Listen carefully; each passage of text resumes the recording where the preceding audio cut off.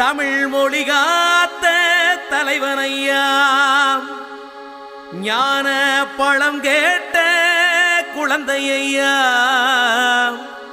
அப்பனுக்கு பாடம் சொல்லி ஆறுபடையாட்சி செய்யும் ஏசாமி முருகனையா.